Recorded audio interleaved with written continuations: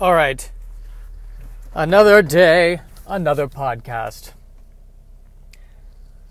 I'm actually reading this book about M. Night Shyamalan and the making of Lady in the Water, which I watched again last night, and I enjoyed that movie. I know it did not do well commercially, and that's because it was smart. But I wanted to, I guess a sports writer followed M. Night Shyamalan around during the making of this movie. And we're getting a glimpse into how the guy thinks, which is a cool insight. So, stand by on what I think of the book. I'll let you know on the next podcast. If I finish it before the next podcast, otherwise I will wait until the podcast after. Or I may not talk about it at all. This may be the last time I ever mention it. I don't know. We're going to see what happens. Currently behind a Toyota Matrix. Toyota Matrix. Which they probably got from the movie, I would think. The Matrix is the kind of car that somebody drives when they are trapped in the Matrix and living a very lower middle class life. That is what the Matrix is. The Toyota Matrix has you. Why am I bagging on the Toyota Matrix? I got this thing about hatchbacks. Whenever I see a hatchback, I'm reminded that I have unsold screenplays. That's, my one hope. I don't want to drive a hatchback. I want a car with an ass. I really do. That's my one thing, my one opulent thing. I want a car with a butt. And now I feel like I'm punching down because I'm punching laterally, really, at people who have hatchbacks. There's nothing wrong with hatchbacks. I'm the one with the problem in this situation. A hatchback is a very useful, practical city vehicle.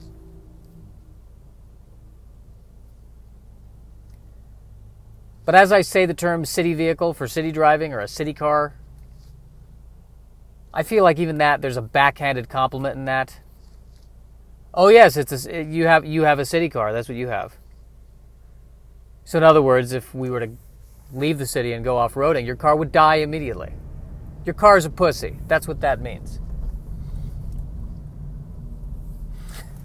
That's what I feel like they say.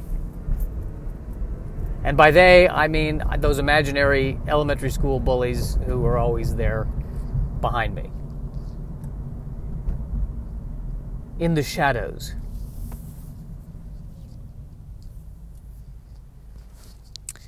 There's some storm clouds in Los Angeles today. Specifically the valley. Storm clouds. Are we going to see rain? It doesn't seem seasonable, or it seems unseasonable. It doesn't seem right to me. It doesn't seem right to me. Does it seem right to you? I should think not.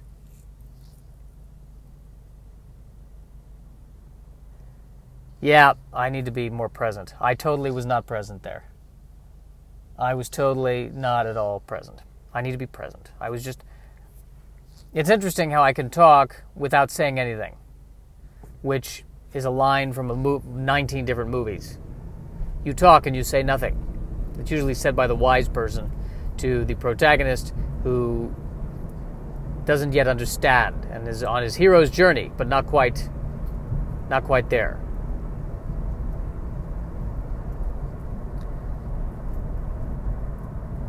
I'd like to rewrite Joseph Campbell's book and include a hero who has irritable bowel syndrome. It's called The Hero of 1,000 Bathrooms.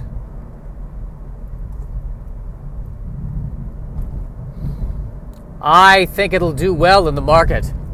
Definitely 4-quadrant, man. Definitely 4-quadrant.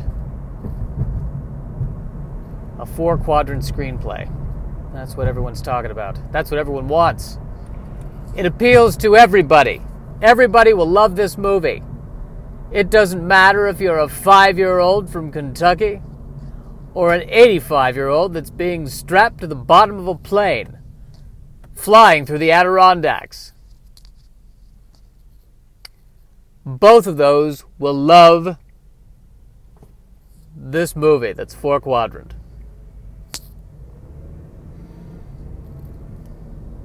You could be a 9-year-old in Poughkeepsie or a 27-year-old that's currently fighting imaginary demons because you've taken too much LSD and you're locked away in a mental institution. And there's no hope that you will ever recover. Even that person will like this movie by Pixar. That is what we mean by 4-quadrant.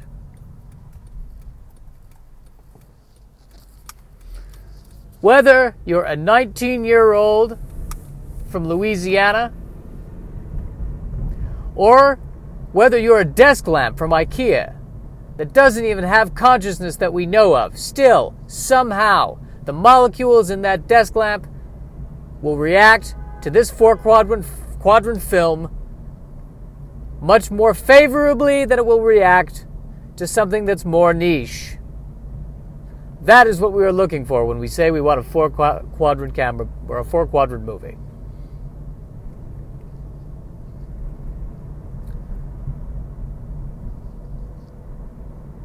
So, what do I say now? That was an enjoyable little riff. That was fun. Took a moment there. Got TO'd.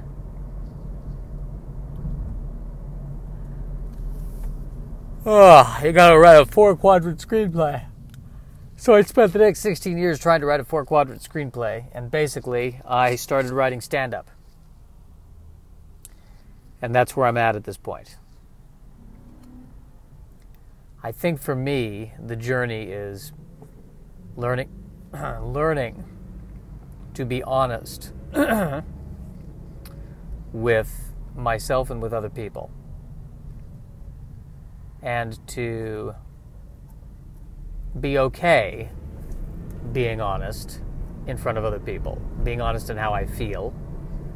Being honest in what I think. Telling the truth as I see it.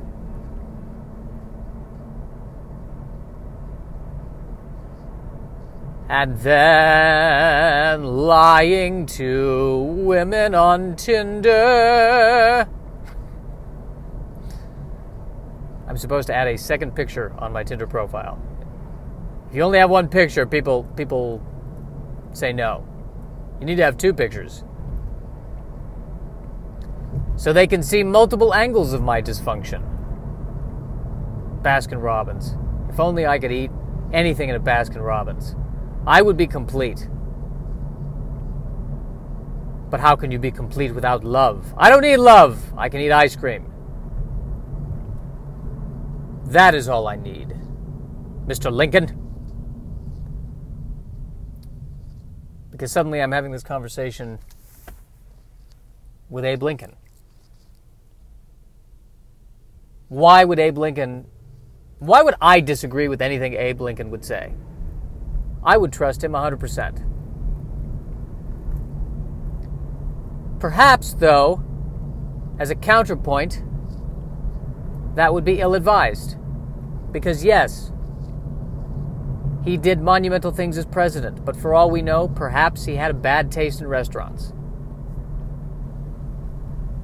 Who did you say liked this restaurant? Lincoln. Oh, no. What? He doesn't know what he's talking about when it comes to food. When it comes to human rights, when it comes to doing the right thing and morality, and taking a major step forward for the civilization, when you have a question like that, then he knows. Ask him that kind of question. But if you're asking about dinner recommendations, I mean, the salmon I've seen him actually eat. Truly. Unbelievable. Unreal. It's probably why he has that hi-hat. He's got to vomit into something.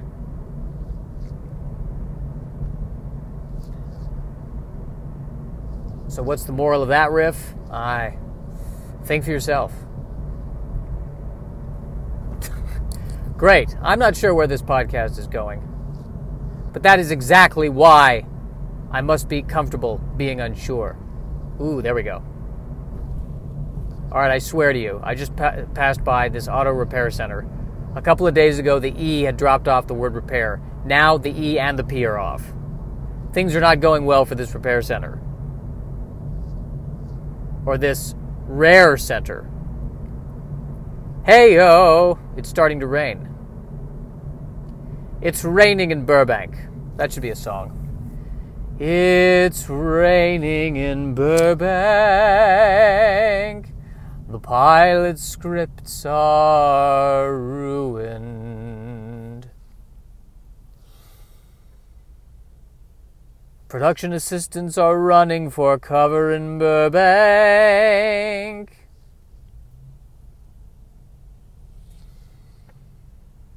I can't think of something that rhymes with ruined. 'Cause in Burbank, the average temperature is 75 degrees.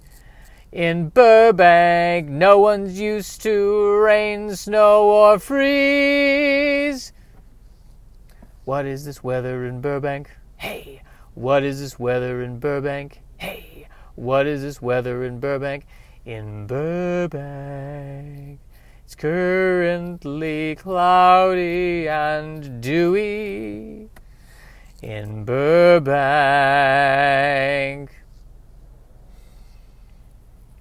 everyone's running for cover and queue, including Huey and Dewey and Louie. Burbank needs to be sunny. Burbank needs to be bright. A cloudy day in Burbank, and it may as well be night.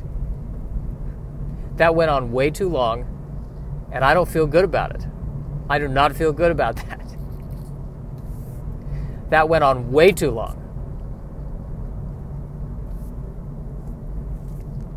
I'm very angry with myself for what I just did there. This should not be made public. I'm going to post this. I should not post it, but I'm going to.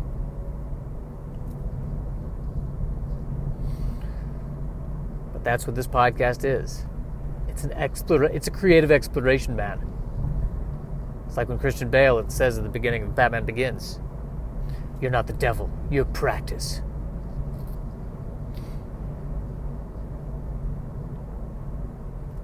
It would have been funny if then later in the movie he actually met the literal devil. He's like, you're the devil. Yeah, you are totally the devil. I'm just a guy in a suit. I'm in over my head. That's the part of the DC universe I always struggle with. Is the part of the universe where Batman, Superman, all those folks meet up with Wonder Woman, and suddenly the Greek gods are just there. And Superman is fighting Hades. And how does that work?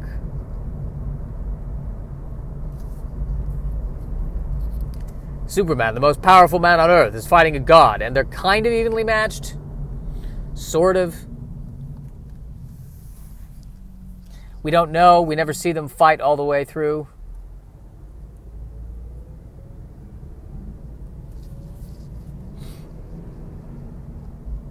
We're not sure.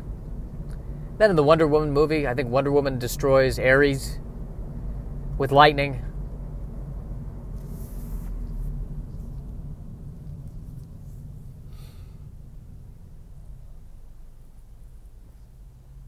She destroys the god of war.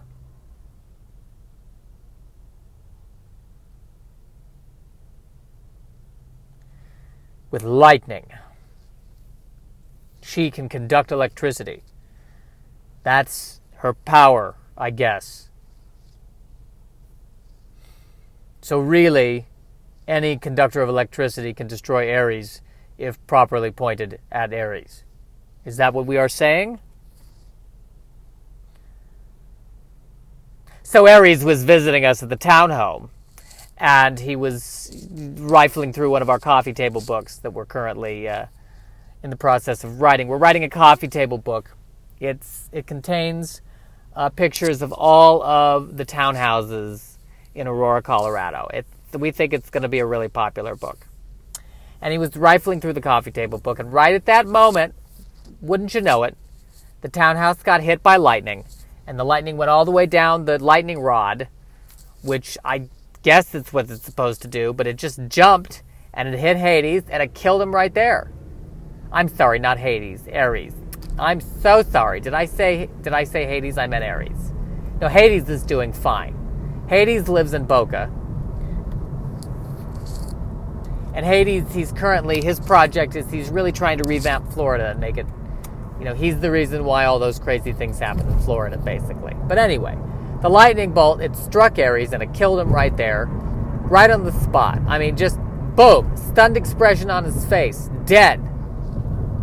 I mean, at least it was quick. At least he didn't waste away in the nursing home like Mildred did.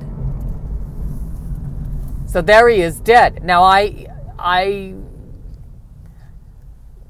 was on friendly terms with Aries. We didn't talk a lot outside of our interactions because, at one point there was we did discuss, whether or not we should get a new maintenance person because they were always just shaving the bushes a bit too close, hurting the bushes. But all in all, he was always polite to us. But seeing him just die there for the lightning bolt, it just really rattled me. It really did. I've thought about going to therapy about it, but then again, who has the time? Well, that riff was quite insane, wasn't it? That was a bit of an insane riff. Well, this guy's crossing the street. No, he's not. Oh, no. He's one of those. He's entering the parking garage. Going to be walking in the middle of the parking... No, he's actually not walking in the middle of the parking garage. He's actually being quite polite to me as a motorist. And he's holding a child. Well, now we're playing the game, can we find a parking space? Because it's Saturday. Or as many are calling it on the interwebs, Catterday.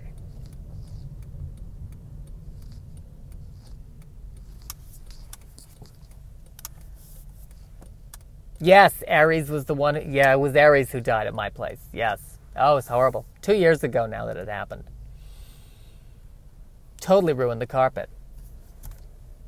Because he went up in a ball of flame. It's really sad. I don't know how they're going to bury him or what they. I don't know if they did a traditional funeral or what they did, but it was very intense. Harold. It threw Harold off his chair. We had to, when it happened, we had to call 911, and there was a good half hour there where Harold couldn't finish watching Star Trek Discovery. But once we called 911 and we explained the situation, then Harold could watch Star Trek Discovery again, and it was fine. He'll watch any Star Trek. He really will. Personally, I like Discovery. It's a bit too action-oriented for me. I liked it when they were more philosophical on some of the other Star Treks. But, no, I watch it with Harold. At the moment, I wasn't watching it because I was entertaining Aries.